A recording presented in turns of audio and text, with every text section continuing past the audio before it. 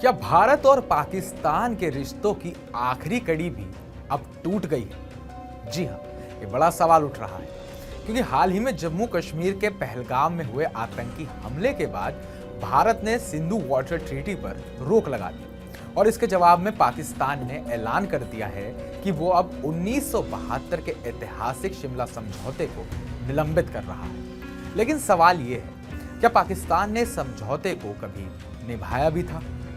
क्या इस समझौते के खारिज हो जाने से भारत को नुकसान होने वाला है?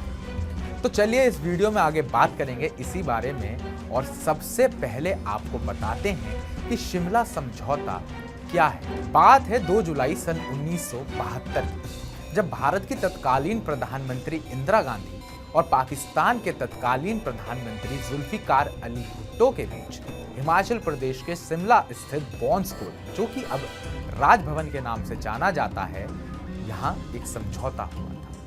यह भारत पाकिस्तान के बीच 1971 के युद्ध के बाद हुआ था, जिसमें पाकिस्तान की करारी हार हुई और बांग्लादेश को एक नया देश बनाकर उभारा गया। शिमला समझौते के मुख्य बिंदु थे कि 93,000 पाकिस्तानी युद्धबंदियों की रिहाई की जाएगी। दोनों देश आपसी मतभेदों को शांतिपूर्ण और द्विपक्षीय बातचीत के साथ सुलझाएंगे।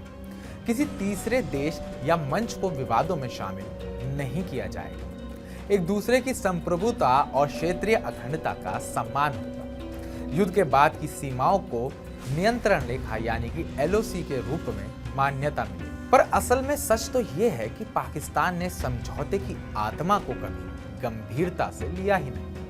कारगिल युद्ध सन 1999 इसका सबसे बड़ा सबूत है। जब भारत के तत्कालीन प्रधानमंत्री अटल बिहारी वाजपेयी लाहौर शांति यात्रा पर गए, तो बदले में पाकिस्तान ने पीठ पीछे कारगिल में घुसपैठ योजना बनाई। ये सीधा उल्लंघन था शिमला समझौते का, जिसमें द्विपक्षीय संवाद और शांतिपूर्ण समाधान की बात कही गई थी। पाकिस्तान की हजार जख्म देने वाली नीति और आतंकवाद को राज्य प्रयोजित हथियार की तरह इस्तेमाल करना दिखाता है कि उनके लिए कोई भी समझौता महज कागज का टुकड़ा भर। सबसे बड़ा सवाल जो अब उठता है कि अब जब पाकिस्तान ने शिमला समझौता निलंबित किया है, तो इससे भारत को नुकसान क्या होगा? तो आइए अब इस पर भी बात करते हैं। तकनीकी रूप से देखा जाए तो भारत को इससे कोई ठोस नुकसान नहीं है, बल्कि ये एक अवसर है कि भारत भी अब उन संबंधों से मुक्त हो सकता है जो वर्षों से समझौते की वजह से उस पर लागू। पर कुछ मुद्दे हैं जिन पर अब पाकिस्तान भारत को नुकसान पहुंचा सकता है। जैसे पाकिस्तान खुद LOC को चुनौती दे सकता है, जिससे भारत को कूटनीतिक और सैन्य रूप से अपनी स्थिति और मजबूत करने का आधार मिलेगा।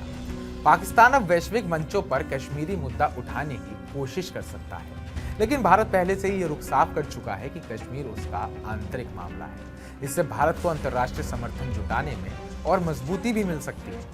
भारत अब पाकिस्तान पर बातचीत के लिए किसी दबाव में नहीं रहेगा, क्योंकि जिस आधार पर बातचीत होती थी वही अब पाकिस्तान ने तोड़ दिया है। शिमला समझौते की समाप्ति एक प्रतीक है एक ऐसे रिश्ते की समाप्ति का जिसमें एक पक्ष ने हमेशा विश्वासघात किया और दूसरा पक्ष उम्मीद करता रहा। अब समय है कि भारत भी स्पष्ट नीति बनाए, सख्त, निर्णायक और पाकिस्तान की असलियत के अनुसार।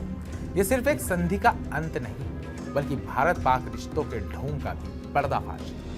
क्या आप भी मानते हैं कि अब समय आ गया है कि भारत को भी नई नीति अपनानी चाहिए?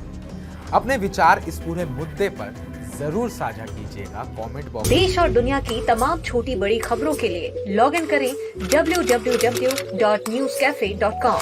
हमारे YouTube चैनल को सब्सक्राइब करें और हर खबरों से अपडेट रहने के लिए हमारा Facebook पेज लाइक करें।